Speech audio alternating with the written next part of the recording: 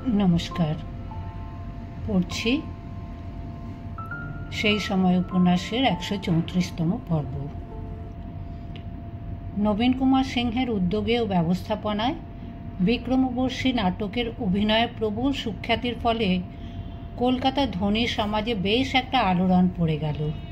বাংলায় নাটকের অভিনয় ব্যাপারটি তো বেশ অভিনব। এর আগেও ২-৪টি জায়গায় হয়েছে বটে, কিন্তু বিদ্যোৎসাহিনী সভার সভ্যরা যেন একেবারে মাত করে দিয়েছে। সাহেব মেমরা পর্যন্ত এসে দেখে গেছে এবং ইংরেজি সংবাদপত্রগুলিও প্রশংসায় পঞ্চমুখ। সাহেবদের দৃষ্টি আকর্ষণ করার এই তো বেশ একটি প্রকৃষ্ট উপায়। শহরের বিভিন্ন স্থানে বাংলা নাটক মঞ্চস্থ করার ধুম পড়ে গেল। পাইকপাড়ায় রাজভাতৃদ্বয় প্রতাপচন্দ্র ও ঈশ্বরচন্দ্র সিংহ সঙ্গীত নৃত্যাদি সম্পর্কে খুব উৎসাহী। তারা নব্য ধরনের বিলাসী পুরুষ। নবাবী আমলে রেস ধরে একদল ধনী এখনও বিকৃত আনন্দে মত্ত। সুরা, বারবনিতা ও কদর্য রস ছাড়া তাদের তৃপ্তি হয় না। নব্য ধরনের বিলাসী পুরুষরা পছন্দ করেন না ওসব, কিন্তু রুচিশীল আমোদ প্রমোদে অজস্র অর্থ ব্যয় করতেও তাঁরা কুণ্ঠিত নন। দেশীয় সংস্কৃতির উদ্ধার, সমাজ ও ধর্ম সংস্কার, বিদ্যালয় স্থাপন ও নারী শিক্ষার প্রসার, এইগুলি নতুন আমোদ প্রমোদ। তার সঙ্গে যুক্ত হলো বাংলা নাটকের অভিনয়। স্বদেশ ও মাতৃভাষার উন্নতির ব্যাপারে চিন্তিত হয়ে এরা পরস্পরের মধ্যে ইংরেজিতে চিঠি চালাচালি করেন এবং এইসব বিষয় সাহেবদের কাছ থেকে বাহবা না পেলে বড় অধীর হয়ে পড়েন। রাজা প্রতাপচন্দ্র ও ঈশ্বরচন্দ্র সিংহ প্রিন্স দ্বারকানাথ ঠাকুরের সুবিখ্যাত বেলগাছিয়া ভিলা ক্রয় করেছেন এবং সেখানে আওয়ার ওন ক্লাব নামে একটি সঙ্গীত ও যন্ত্রবাদনের প্রতিষ্ঠান স্থাপন করেছেন। দেশের কৃতবিদ্য ব্যক্তিরা সেখানে সপ্তাহে কয়েকটি সন্ধ্যা আসেন সঙ্গীত সুধালহরী আস্বাদনের জন্য। এবার তাঁরা ঠিক করলেন একটি মৌলিক বাংলা নাটকের মঞ্চাভিনয় করবেন নিজেরাই। অকালপক্ষ যুবক নবীন কুমার সিংহ নিজেই সংস্কৃত থেকে বাংলায় অনুবাদ করেছে বিক্রমবর্ষী, কিন্তু বেলগাছিয়া ভিলার ক্লাব সভ্যদের কারুরই বাংলা জ্ঞান এমতো নয় যে একটি বাংলা নাটক খাড়া করতে পারবেন। তাই তাঁরা গ্রহণ করলেন সম্প্রতি প্রসিদ্ধ নাট্যকার রামনারায়ণ তর্করত্নের রত্নাবলী। প্রবল উৎসাহে শুরু হলো মহড়া। গৌরদাস বসাক এই আওয়ার ওন ক্লাবের একজন সদস্য এবং তিনি অতিশয় সুপুরুষ ও সুকণ্ঠের অধিকারী বলে তাঁকেও দেওয়া হলো একটি ভূমিকা। গৌরদাসও বেশ উৎসাহ পেয়ে গেলেন। মহড়া দেখতে অনেক বিদগ্ধ ব্যক্তি আসেন, অনেক উচ্চমার্গের কথাবার্তা হয়। রামগোপাল ঘোষের মতন প্রবীণ পুরুষেরা নানাবিধ পরামর্শ দেন। সময়টা বড় সুন্দর কাটে। বেশ কয়েকদিন মহড়া দেবার পর একটি প্রশ্ন উঠল। নাটক মঞ্চস্থ করার দিন ভুরি ভুরি রাজপুরুষদের নিমন্ত্রণ করা হবে সাব্যস্ত হয়েছে আগে থেকেই, কিন্তু সিপাহী বিদ্রোহের পর থেকে সাহেবরা এমন অগ্নিশর্মা হয়ে রয়েছেন, তারা নিমন্ত্রণ পেলেও আসবেন তো? বাংলা নাটকে তো কিছুই বুঝবেন না তাঁরা। নবীন সিংগীত বিক্রমবর্ষীতে তো সাহেবরা সাজ পোশাক আর মঞ্চের চাকচিক্যই শুধু দেখেছে, নাটকের কথাবস্তু কিছুই তাঁরা হৃদয়ঙ্গম করতে পারেননি। তাও সেখানে এসেছিলেন গুটিক একমাত্র সাহেব। রামগোপাল ঘোষ বলেন, একটি কাজ করলে হয়। এই নাটকে যদি একটি ইংরেজি অনুবাদ করিয়ে এবং ছাপিয়ে আগে থেকেই সাহেবদের মধ্যে বিতরণ করা যায়, তাহলে সাহেব দর্শকরা নাটকের কাহিনীটিও সম্যক অবগত থাকবেন, অভিনয় অনুসরণ করতে অসুবিধা হবে না। অতি উত্তম প্রস্তাব, কিন্তু কে করবে সেই অনুবাদ? রামগোপাল ঘোষ স্বয়ং করলেই কি সবচেয়ে ভালো হয় না? রামগোপাল হেসে বললেন, আমি বড়জোর উগ্র ভাষায় কোনো প্যাম্পলেট রচনা করতে পারি, নাটক কাব্যে হাত দেওয়ার স্পর্ধা করি না, ও রসে আমি বঞ্চিত। তখন গৌরদাস বললেন, আমার এক বন্ধুর সঙ্গে এ ব্যাপারে কথা কয়ে দেখতে পারি, সে রাজি হলে এ কাজ সে ভালোই পারবে। রাজা ঈশ্বরচন্দ্র জিজ্ঞেস করলেন, আপনার বন্ধুটির নাম কি? গৌরদাস বললেন, তার নাম মধুসূদন দত্ত। ইংরেজি সে অতি দক্ষতার সঙ্গে লেখে, ইংরেজিতে সে অনেক পোয়েট্রি রচনা করেছে। রাজা প্রতাপচন্দ্র জিজ্ঞেস করলেন, কে মধুসূদন দত্ত, কোন বাড়ির ছেলে? এককালে রাজনারায়ণ দত্ত খুব ফেমাস লয়ার ছিলেন, তার নাম শুনেছেন নিশ্চয়ই। তার ছেলেই মধু, অনেকদিন ম্যাড্রাসে ছিল। ঈশ্বরচন্দ্র বলেন, হ্যাঁ, ছাত্রবাসে আমি এর নাম শুনেছি বটে। খুব ডাকসাইটে ছাত্র ছিলেন, কেরেস্তান হয়েছিলেন না? মাইকেল নাকি যেন নতুন নাম হলো? গৌরদাস বলেন, হ্যাঁ তিনি। রামগোপাল বললেন, আমিও এর কথা শুনেছি। প্যারির ভাই কিশোরীর বাগানবাটিতে কিছুদিন স্টে করেছিলেন। তা তিনি তো বাংলা জানেন না, পাক্কা সাহেব। তিনি বাংলা নাটক কিভাবে ট্রান্সলেট করবেন? গৌরদাস বললেন, তিনি বাংলায় একেবারে অজ্ঞ নন, ইচ্ছে করে লোক সম্মুখে বাংলায় কনভার্স করেন না। ইদানি তিনি সংস্কৃত চর্চা করছেন, তাই বাংলা নাটক বুঝতে তার খুব একটা ডিফিকাল্টি হবে না বোধ করি। প্রতাপচন্দ্র বলেন, বসাক ভাইয়া যখন বোধ করছেন যে এই ব্যক্তি এ কাজ ভালো করতে পারবেন, তাহলে সে মতোই চেষ্টা করা যাক। বসাক ভাইয়ের ওপরই ভার রইল, একদিন সেই বন্ধুটিকে এই মহারায় নিয়ে আসুন বরং। মধুর সঙ্গে অনেক দিন দেখা হয়নি গৌরদাসের। এই উপলক্ষে একদিন গেলেন মধুর চিতপুরের বাড়িতে। যে ব্যক্তি প্রথম যৌবনে নিজেকে মহাকবি বলে ঘোষণা করেছিল, বন্ধুদের বলেছিল একদিন তারা তার জীবনী রচনা করবে, সেই মধুসূদন এখন পুলিশ আদালতের একজন সামান্য দোভাষী মাত্র। কবিতা রচনা একেবারেই পরিত্যাগ করেছে। ফিরিঙ্গি পত্নী এবং নিত্যসঙ্গী অর্থাভাব নিয়ে একেবারে জেরবার অবস্থা। পত্নী সদ্য গর্ভবতী হয়েছেন। এ গৃহে দাস দাসী ট্যাঁকে না। সংসারে পূর্ণ বিশৃঙ্খলা। অসামাজিক নিঃসঙ্গ জীবনযাপন করছেন মধুসূদন। গৌরদাস ছাড়া অন্য কোনো বন্ধুবান্ধব তাঁর কাছে আসে না, তিনিও যান না কারোর কাছে। চাকুরিটি কোনো ক্রমে রক্ষা করে তিনি দিনের অন্য সময় সুরাপান ও গ্রন্থ পাঠে ডুবে থাকেন। বাকি জীবনটা এইভাবেই কেটে যাবে।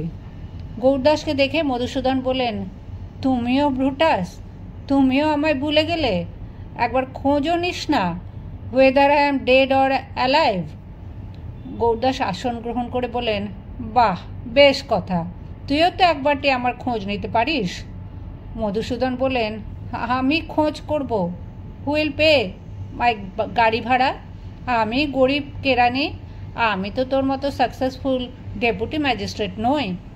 গৌরদাস উচ্চ হাস্য করলেন। ছাত্র বয়সে মধু কতবার গৌরদাসকে গাড়ি ভাড়া দিয়েছেন। এখন তার মুখে এই প্রকার দারিদ্র্যের কথা শুনলে বিসদৃশ লাগে। মধুসূদন আবার বলেন, তাছাড়া ডিয়ার গৌড়, আমি কেরেস্তান, হুটহাট করে যখন তখন তো তোমার বাড়িতে যেতে পারি না। গৌরদাস বলেন, এও যে নতুন কথা শুনছি। তুই আমার বাড়িতে আগে যাসনি, সেখানে থাকিসনি, আমার মায়ের হাতে রান্না খাসনি? তুই খ্রিস্টান বলে আমাদের বাড়িতে কোনো অসুবিধা হয়েছে? মধুসূদন হঠাৎ ব্যাকুলভাবে বলেন, ওহ, তোর মায়ের রান্না, সে রুটি আর ফুলকপির ঘন্ট, সে যে অমৃত। কতদিন খাইনি। গরু শুয়োর খেতে খেতে জিভ আউলে গেল। একদিন তোর মায়ের হাতে নিরামিষই রান্না খাওয়াবি গৌড়? চল না, আজই চল, অ্যাট ওয়ান্স চল। আই এম রেডি, তোর জননীকে সাক্ষাৎ করে আসি। চল, ম্যাডামকেও সঙ্গে নে। তিনি কোথায়? না না, আড়িয়ে যাবে না, ও রুটি ঘন্টের মর্ম বুঝবে না। তাছাড়া সে ইজ আনওয়েল, ও ফ্যামিলি ওয়েতে আছে। তাহলে তুই একলাই চল। কেদারা থেকে উঠে দাঁড়িয়ে কোটটি পরিধান করতে গিয়ে ও আবার খুলে ফেললেন মধুসূদন। নিরাশভাবে বলেন, না, হবে না, আমার ঘন ঘন তেষ্টা পায়, তোর বাড়িতে গিয়ে থাকতে পারবো না। তেষ্টা পায় মানে? তোর বাড়িতে গিয়ে মা জননীর সামনে কি তুই আমায় বিয়ার সার্ভ করতে পারবি? আমি তোদের এই ক্যালকাটার ফিল্দি ওয়াটার পান করি না। I don't take water at all. আমি জলের বদলে বিয়ার পান করি। তুই একেবারেই জল খাস না? এই কন্টামিনেটেড ওয়াটার খেয়ে কি শেষে ওলা ওঠায় মরবো বলতে চাস? না না, সেটি হচ্ছে না। আশ্চর্য কাণ্ড, এই জল খেয়ে আমরা বেঁচে আছি কি করে? তোদের সহ্য হয়, তোদের হিন্দু পেটে গঙ্গার জলে সব শুদ্ধ হয়ে যায়। গত মাসে আমি পেট ব্যথা ধুম ভুগলুম। বাপরে বাপ, লিভার, স্প্লিন, কিডনি যেন ছিঁড়ে বেরিয়ে আসে। তোর এই রোগের কথা জানতুম না তো। চিকিৎসা করিয়েছিস? না। আমার বেশ খুব ভালো একজন কবরেজ আছেন, পেটের ব্যামোর মোক্ষম দাওয়াই দেন। মধুসূদনের মুখমণ্ডলে যেন একটা দারুণ বিভীষিকার চিহ্ন ফুটে উঠল। দুই ভুরু উত্তোলিত করে তিনি বললেন, কোবরেজ? হাউ হরিবল! আমি করাবো কোবরেজ চিকিৎসে? দোজ কোয়াক্স! তুই ভুলে যাস নে গৌর, আমি তোদের একজন রাজার জাতের মানুষ। আমি আনসিভিলাইজড হতে পারি না। তবে তোর যা খুশি কর, কিন্তু পেটের ব্যথা পুষে রাখা মোটেই সিভিলাইজড কাজ নয়। ওসব কথা থাক। এতদিন ফিক্সড ফ্লাওয়ার হয়ে কোথায় ছিলিস? আমার একটা নতুন নেশা হয়েছে। বেলগেছেতে পাইকপাড়ার রাজাদের সঙ্গে আমরা নাটক করছি। নাটক? কি নাটক? কারা যেন মার্চেন্ট অফ ভেনিস করছে শুনেছি বটে। আমাদের নাটক বাংলা। বাংলা? সে তো যাত্রা। তুই শেষ পর্যন্ত গেঁয়ো যাত্রায় মেতেছিস গৌর? ছি ছি ছি, এই তোর নতুন নেশা? যাত্রা কেন হবে? ইউরোপীয় ঢঙে নাটক। স্টেজ বাঁধা হবে, পেছনে ব্যাকড্রপ, দুপাশে প্রোসেনিয়াম, সামনে ফুটলাইট, থাকবে নুকোনো হ্যাজাক বাতি, শাঁস শুঁশির থিয়েটারে যেমন দেখেছিস। জ্বালালি তুই আমায় গৌর। ওসব কথা থাক, তুই অন্য কথা বল। অন্য কথা বললে তো চলবে না। আমরা তোর ঠেঙে একটু সাহায্য চাই। আমাদের নাটকটি তোকে ইংরেজিতে ট্রান্সলেট করে দিতে হবে, ইংরেজ দর্শকদের জন্য। শুনেছি যারা ভাং খায় তারা অনেকে উদ্ভট্টি কথা বলে। তুই কি আজকাল ওইসব নেশাও ধরেছিস নাকি? যদি নেশা করতেই হয় আমার মতো সিভিলাইজড নেশা। কেন, উদ্ভট্টি কি বললুম? ইংরেজদের খুশি করার উপযোগী ইংরেজি তোর মতন আর কে লিখতে পারবে? নো ডাউট আমার থেকে ভালো ইংলিশ আর কেউ লিখতে পারে না, বাট হোয়াট ইম্পর্টেন্সি? আমি ট্রান্সলেট করব বাংলা থেকে ইংলিশে? বড় ভাষা, গ্রেট ল্যাঙ্গুয়েজ থেকে ছোট ভাষায় ট্রান্সলেশন, যেমন হয় ইংলিশ থেকে বাংলায়। কিন্তু মধু, এটা যে আমাদের দরকার। তুই সাহায্য না করলে। আমি সরি গৌর, এ ধরনের প্রস্তাব দিয়ে তুই আমায় ইনসাল্ট করিস না। কিন্তু আমি রাজাদের কথা দিয়েছি। তুই নাটকটা একবার অন্তত নেড়েচেড়ে দেখ। আমি বইটার কপি এনেছি। কে লিখেছে ওটি? রামনারায়ণ তর্করত্ন। তিনি আবার কিনি? কোনো টুলো পণ্ডিত নিশ্চয়ই। তুই নাটকে রামনারায়ণের নাম শুনিসনি? কুলিনকুল সর্বস্ব লিখে খুব নাম করেছেন। হে হে হে হে, তুই ভারী মজার কথা বলিস গৌর। একে তো এই নেটিভ ল্যাঙ্গুয়েজ, তাতে লিখে আবার নাম করা। হে হে, তুই যতই হাসিস মধু, নেটিভ ল্যাঙ্গুয়েজেরও কদর বাড়ছে। দেখ, প্যারীচাঁদ বাবু, টেকচাঁদ ঠাকুর এই পেন নিয়ে আলালের ঘরে দুয়াল নামে নভেল ছাপালেন। আমাদের দেশে প্রথম নভেল। খুব বিক্রি হচ্ছে সে বই। চাঁড়াল মুচিরাও আজকাল দুপাতা বাংলা শিখছে। তারাও বই ছাড়া আর কী বা পড়বে, কী বা বুঝবে? গৌরদাস রত্নাবলী নাটকটির একটি কপি তার হাতের মোড়ক খুলে বার করে বললেন, একবার একটু পড়ে দেখ। শক্ত কিছু নয়, তোর পক্ষে ট্রান্সলেট করা খুব সহজ। মধুসূদন অতি অবজ্ঞার সঙ্গে বইটি নিয়ে প্রথম পাতা খুললেন। তারপর নাক বেঁকিয়ে বললেন, প্রোজ? একে তো বাংলা ভাষা একটা উইকলিং, তার উপরের প্রোজ আমার দু চক্ষের বিষ। তোমাদের প্যারি বাবুই বলো আর বিদ্যাসাগরই বলো, কারুর প্রোজে আমার এই স্টমাক ডাইজেস্ট করতে পারবে না। বইটা গৌরদাসের কোলের ওপর ছুঁড়ে দিয়ে মধুসূদন বললেন, অমন সাকস রচনা। দু ছত্তর পড়েই বুঝেছি। Please forgive me Gour, I beseech you. Gourdas বইটি মুড়ে রাখলেন। তারপর একটি দীর্ঘশ্বাস ফেলে বললেন, তুই কিশোরীচাঁদবাবুর বাগান বাড়িতে একদিন প্যারীবাবুর সামনে জাঁক করে বলেছিলি যে বাংলাতে কত ভালো লেখা যায় তা তুই লিখে দেখিয়ে দিবি। তখন ভেবেছিলাম বাংলার প্রতি তুই মনোযোগী হবি। তাকে মাঝপথে থামিয়ে দিয়ে মধুসূদন বললেন, সে নেশার ঝোঁকে কী বলেছিলুম, তুই অমনি সেটা ধরে বসে আছিস। তাছাড়া আমার সে উৎসাহও নেই, উদ্যমও নেই। তুই আমাদের রিহার্সালে একদিন তো এলেও পারিস। সপ্তাহে দুদিন সন্ধ্যাবেলা আমরা বেলগাছা ভিলে জড়ো হই। জায়গাটিও মনোরম। ইভিনিংয়ে বাড়ির বাইরে থাকা আমার সয় না। তাহলে আমি উঠি মধু। রাজারা তোকে ভালো অনারেরিয়াম দেবেন বলেছিলেন। এটা ট্রান্সলেট করলে ওরা তোকে 500 টাকা দিতেন। মধুসূদন চমকিত হয়ে বলেন, কি কি বললি?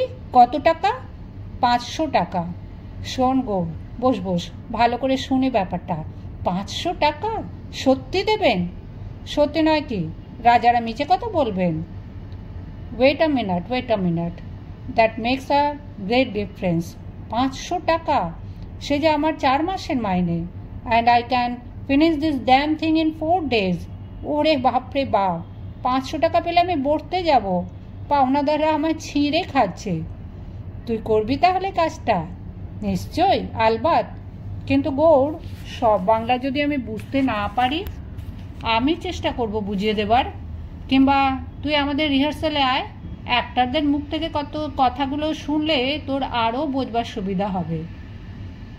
মধুসূদন জোর করে গৌরদাসকে টেনে তুলে তার 2 গণ্ডে ফটাফট শব্দে কয়েকটি চুম্বন দিয়ে আনন্দে চিৎকার করে উঠলেন, hurray hurray, Ania dear, what a great news! আমি 500 টাকা আর্ন করছি। I will buy you a French gown. উল্লাস একটু প্রশমিত হলে মধুসূদন আবার কৃতজ্ঞতার সুরে বললেন, গৌর, তুই আমার প্রকৃত সুহৃদ। ঠিক সময়টিতে তুই সাহায্য করতে আসিস। 500 টাকা, লাইক আ গ্রেট ফুল। আমি এ কাজটা রিফিউজ করছিলাম। এরপরও মধুসূদনের কণ্ঠস্বর ঘন ঘন পরিবর্তিত হতে লাগলো। একবার তিনি গর্বের সুরে বললেন, কাজটা যে অতি রেচেড তাতে কোনো সন্দেহ নেই, কিন্তু এ কাজ আমি করলে লজ্জারও কিছু নেই। অনেক গ্রেট রাইটারকেও হ্যাক রাইটিং করতে হয়েছে টাকার জন্য। তারপরেই আবার ম্রিয়মাণ কণ্ঠে বলেন, আমি জানি আমি গ্রেট রাইটার নই। I am no longer a writer at all. আমি এখন আর কিছুই না। আই এম আ রেক, তাই না গৌর?